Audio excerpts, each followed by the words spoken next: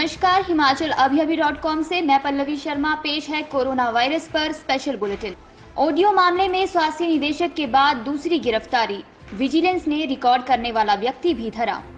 Kangra rest house में असंतुष्ट BJP नेताओं की बैठक पर लोक निर्माण विभाग के एक्सीएन को नोटिस। कोरोना के दौर में हिमाचल ने दूसरे राज्यों की बसों की प्रदेश में एंट्री से किया मना।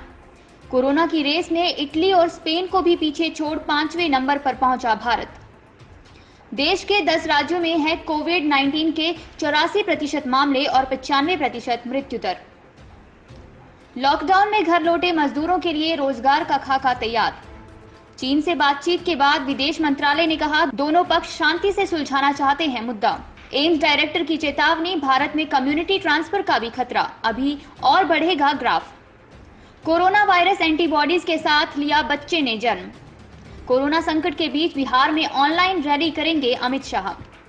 अब समाचार विस्तार से। आपके स्वास्थ्य का प्रहरी, श्री बालाजी हॉस्पिटल, कांगड़ा, हिमाचल।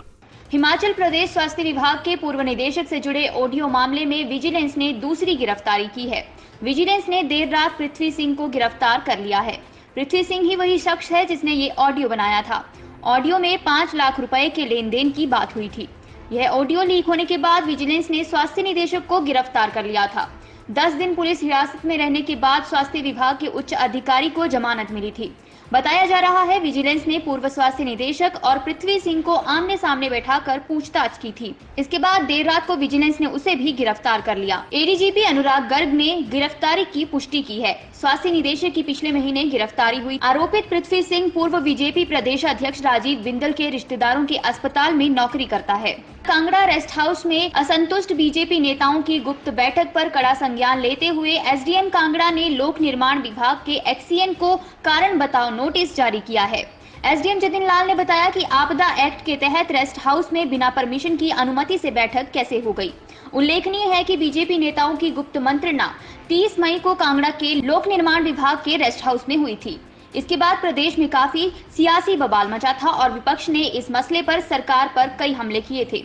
नोटिस में एसडीएम ने लिखा है कि आपदा एक्ट के तहत सभी सरकारी रेस्ट हाउस में किसी भी तरह की बैठक व ठहरने पर पूर्ण प्रतिबंध लगाया गया था। इसके बावजूद कांगड़ा के लोक निर्माण विभाग रेस्ट हाउस में बैठक हुई और इसमें भाग लेने वाले लोगों के लिए खाना भी बनाया गया।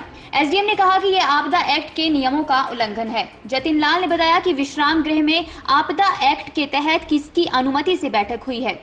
एसडीएम ने कारण बताओ नोटिस की कॉपी डीसी कांगड़ा को भी भेजी है।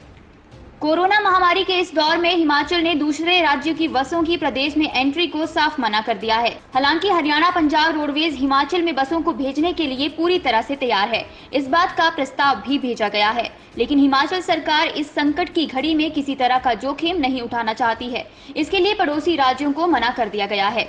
क्योंकि हिमाचल में दूसरे राज्यों के मुकाबले कोरोना की स्थिति बेहतर है, इसलिए अगर दूसरे राज्यों की बसों की आवाजाही को हामी भरी तो खतरा बढ़ सकता है। अभी प्रदेश सरकार ने हिमाचल में ही बसें चलाने की अनुमति दी हुई है। बाहरी राज्यों के लिए बसें भेजने पर भी मनाही है। इस बाबत परिवहन मंत्री गोविंद ठाकुर का कहना है कि पहले हर स्थिति का बारीकी से मुआयना कर रहे हैं, उसके बाद ही कोई कदम उठाए जाएंगे।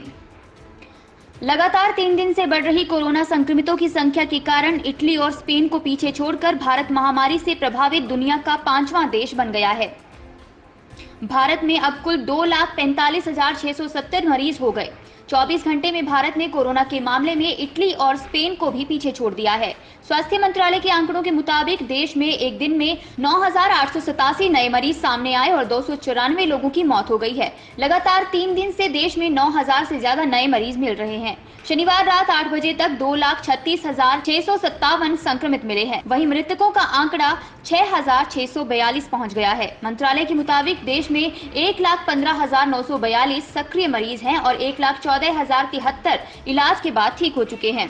पिछले 24 घंटे में 4,611 मरीज ठीक होकर घर गए हैं। भारत में कोरोना वायरस के मामले 2,45,000 तक पहुंच गए हैं। ये आंकड़ा लगातार बढ़ रहा है। देश में सबसे ज्यादा प्रभावित राज्य महाराष्ट्र, तमिलनाडु, दिल्ली, गुजरात, राजस्थान, उत्तर प्रदेश, मध्य प्रदेश, पश्चिम बंगाल, कर्नाटक और बिहार हैं। इन राज्यों में कुल मिलाकर भारत के 84% संक्रमण मामले और 95% मृत्यु दर है। दिल्ली, तमिलनाडु, राजस्थान, कर्नाटक और महाराष्ट्र ने प्रति 10 लाख जनसंख्या में सबसे ज्यादा परीक्षण किए हैं। हालांकि प्रति लाख में अधिकतम पुष्ट मामलों की संख्या के आधार पर सबसे ज्यादा प्रभावित राज्य दिल्ली, महाराष्ट्र, तमिलनाडु, गुजरात और राजस्थान हैं। सबसे ज्यादा मौतें महाराष्ट्र, गुजरात, दिल्ली, मध्य प्रदेश और पश्चिम बंगाल में हुई हैं। इन राज्यों में कुल 83% लोगों की मौत हुई है। यदि मृत्यु दर में टॉप 5 राज्यों को देखा जाए तो उनमें गुजरात, पश्चिम बंगाल, मध्य प्रदेश, महाराष्ट्र और दिल्ली शामिल हैं। शेष समाचार ब्रेक के बाद। Shri Balaji multi speciality hospital Kangra, जहां आपको एक ही छत के नीचे मिले बेहतरीन चिकित्सा सुविधाएं, cardiology, laparoscopic, general surgery, neuro surgery, orthopaedics, paediatric, radio diagnosis, urology, gastroenterology, ophthalmology, pathology, medicine, anaesthesia और डेंटल जैसी अत्याधुनिक और बेहतरीन चिकित्सा सुविधाएं, 24 घंटे इमरजेंसी सुविधा, 9 बेड के साथ critical care unit, cardiac monitor और डिफिब्रिलेटर्स, सेंट्रल ऑक्सीजन लाइन और वेंटिलेटर सुविधा। हिमाचल प्रदेश के सबसे बड़े निजी स्वास्थ्य सेवा प्रदाताओं में से एक Shri Balaji multi speciality hospital Kangra, राष्ट्रीय स्वास्थ्य बीमा योजना के साथ सूचीबद्ध Shri Balaji multi speciality hospital Kangra. BPL परिवारों के लिए अस्पताल में कैशलेस भर्ती होने के साथ ही ईसीएच की भी सुविधा। हमारा पता Shri Balaji multi speciality hospital, Balaji Vihar, Ujjain, Kangra. संपर्क करें 9218411108 पर। Shri Balaji multi speciality hospital Kangra. केंद्र की मोदी सरकार ने लॉकडाउन के कारण रोजी रोटी और रोजगार गंवाने वाले प्रवासी मजदूरों के लिए मेगा प्लान तैयार किया है। सरकार ने देश के 6 राज्यों के उन 116 जिलों की पहचान की है जहां लॉकडाउन के दौरान सबसे ज्यादा प्रवासी मजदूर वापस लौटे हैं। सरकार ने इन प्रवासी मजदूरों के लिए मेगा प्लान तैयार किया है, जिसके तहत कोरोना लॉकडाउन के दौरान अपने राज्यों और गांवों को लौटे करोड़ों प्रवासी मजदूरों के पुनर्वास और रोजगार के लिए खाका तैयार किया गया है। अब सरकार इन 116 जिलों में केंद्र सरकार के सोशल वेलफेयर और डायरेक्ट बेनिफिट स्कीम को तेजी से मिशन मोड में चलाएगी। इसका मकसद ये है कि घर लौटे प्रवासियों के लिए आजीविका, रोजगार, कौशल विकास और गरीब कल्याण सुविधाओं का लाभ सुनिश्चित किया जा सके। इन जिलों में मनरेगा, स्किल इंडिया, जनधन योजना, किसान कल्याण योजना, खाद्य सुरक्षा योजना, पीएम आवास योजना समेत अन्य केंद्रीय योजनाओं के तहत मिशन मोड में काम होगा। लद्दाख में वास्तविक नियंत्रण रेखा पर भारतीय और चीनी सेना के बीच जारी गतिरोध को खत्म करने के लिए शनिवार को दोनों देशों के बीच कमांडर स्तर की बैठक हुई। इस बैठक को लेकर अब विदेश मंत्रालय ने बयान जारी किया है। बयान में कहा गया है कि 6 जून 2020 को चुशुल मोल्डो क्षेत्र में भारतीय सेना के कमांडर और चीनी कमांडर के बीच सौहार्दपूर्ण और सकारात्मक माहौल में बैठक हुई। विदेश मंत्रालय ने कहा है कि हाल के हफ्तों में भारत और चीन ने सीमा क्षेत्र में बेहतर स्थिति बनाए रखने के लिए राजनयिक और सैन्य चैनलों के माध्यम से संचार बनाए रखा है। दोनों पक्ष विभिन्न द्विपक्षीय समझौतों के अनुसार सीमावर्ती क्षेत्रों में शांति बहाल करने के लिए सहमत हुए और दोनों पक्षों की तरफ से यह भी कहा गया है कि इस वर्ष दोनों देशों के बीच राजनयिक संबंध स्थापना के 70 वर्ष पूरे हो रहे हैं, इसलिए रिश्तों को आगे ले जाने के लिए विकास में योगदान देना होगा। एम्स के डायरेक्टर डॉक्टर रणदीप गुलेरिया का दावा है कि कोरोना वायरस के मामले अभी और बढ़ सकते हैं। देश के केवल 10 से 12 शहरों में ही कम्युनिटी ट्रांसफर का खतरा है। उन्होंने कहा कि दिल्ली, मुंबई के हॉटस्पॉट इलाकों में कम्युनिटी ट्रांसफर का खतरा ज्यादा है। अखिल भारतीय आयुर्विज्ञान संस्थान के डायरेक्टर डॉक्टर रणदीप गुलेरिया ने कोरोना संक्रमण के फैलाव पर चिंता जताई है। डॉक्टर गुलेरिया का दावा है कि कोरोना वायरस का पीक पर आना अभी बाकी है। अलग अलग राज्यों में अलग अलग समय पर कोरोना वायरस के मामले बढ़ सकते हैं। कम्युनिटी ट्रांसफर पर उन्होंने कहा कि दिल्ली, मुंबई के कुछ इलाके हॉटस्पॉट हैं। पूरे देश में ऐसी स्थिति नजर नहीं आ रही है। उन्होंने कहा कि लॉकडाउन से कहीं न कहीं फायदा हुआ है, लेकिन केस एकदम से कम भी नहीं हुए हैं। ऐसे में गरीबों की मदद के लिए लॉकडाउन को खोलना भी कहीं न कहीं जायज है। उन्होंने कहा है कि लॉकडाउन खुल रहा है तो हर व्यक्ति की जिम्मेदारी बढ़ जाती है। ऐसे में लोगों के लिए सोशल डिस्टेंसिंग और मास्क लगाना जरूरी होगा। कोरोना वायरस एंटीबॉडीज के साथ एक बच्चे का जन्म हुआ है। डॉक्टर्स का कहना है कि मां से नेचुरल तरीके से ये एंटीबॉडीज बच्चे को मिला है। हॉस्पिटल ने कहा है कि वे महिला और बच्चे के मामले को समझने के लिए और स्टडी करेंगे।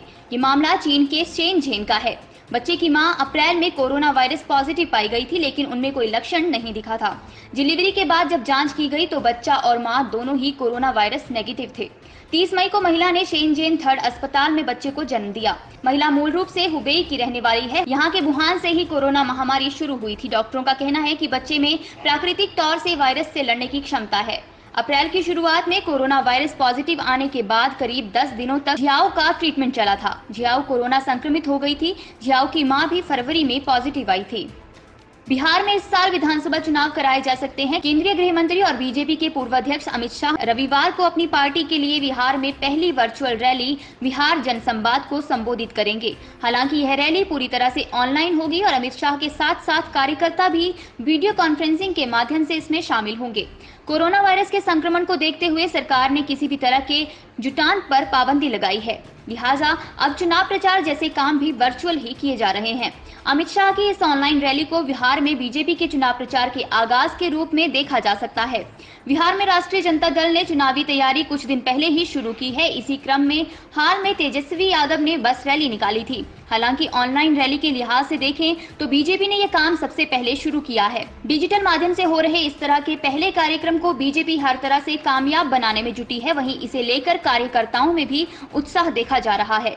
इन्हीं खबरों के साथ आज का कोरोना वायरस पर स्पेशल बुलेटिन यहीं पर खत्म होता है। हमारा अगला ऑनलाइन रेडियो बुलेटिन सुनिए शाम 7:30 बजे।